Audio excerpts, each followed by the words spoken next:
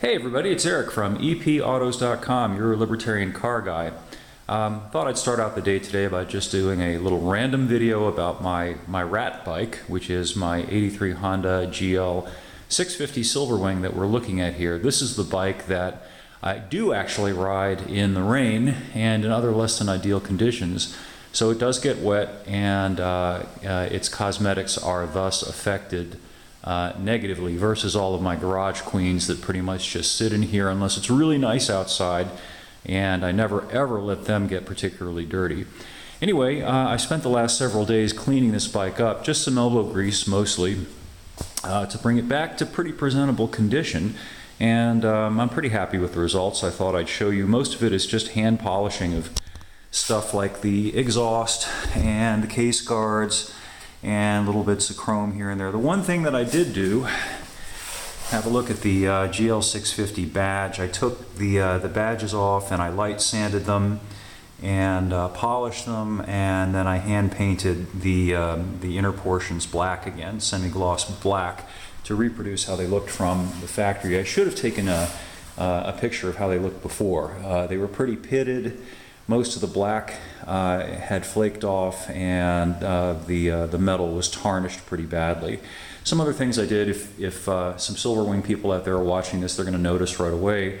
I silver painted the cam covers just because I think that looks kind of nice. And I did the same thing over here with the oil filter cover. Did that, and of course I rubbed down and Zymoled all of the painted surfaces so that they came out looking pretty nice. Now, this is an original bike. It's never been repainted. Most of the stuff on it dates back from 1983, so this is a 35-year-old bike that's been regularly used and used in all kinds of weather. And hey, it looks pretty good. It doesn't look like a Rat bike anymore. It almost makes me reluctant to take it out. I'm thinking about riding it today. I have an article somewhere on the site that I wrote a few years ago too about this bike. It's actually a fairly unusual bike. Honda made a number of CX 500s and the CX 650, and there were a lot of GL 500s, but the 650 GL Silverwing is a pretty rare beast. I think they only made it for 1 year. My memory's not as sharp as it used to be, but no more than 2 years, so they didn't make many of these. You don't see them very often. It's kind of a little brother to the Goldwing. It's actually very similar to the Goldwing in a number of ways. It actually has the same fairing up front that you'd find on the same year 83 Goldwing.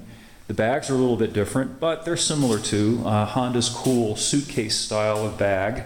As you can see, it actually is literally a suitcase. You pop those things off. It's got a handle here, and you can carry that with you. And then it's got the center storage capacity as well. The engine is unusual, just like in the Goldwing, which of course has, well, later models have that flat 6. This one is a twisted twin, pretty much a copy of a Moto Guzzi twin, just made better by Honda. This is a pushrod engine, believe it or not, and yet it still has a 9,000 RPM power band. So even with a push rod, this thing's a screamer. It gets very good gas mileage regardless of how you ride it. I find that I always get at least 55 and sometimes 60 miles per gallon.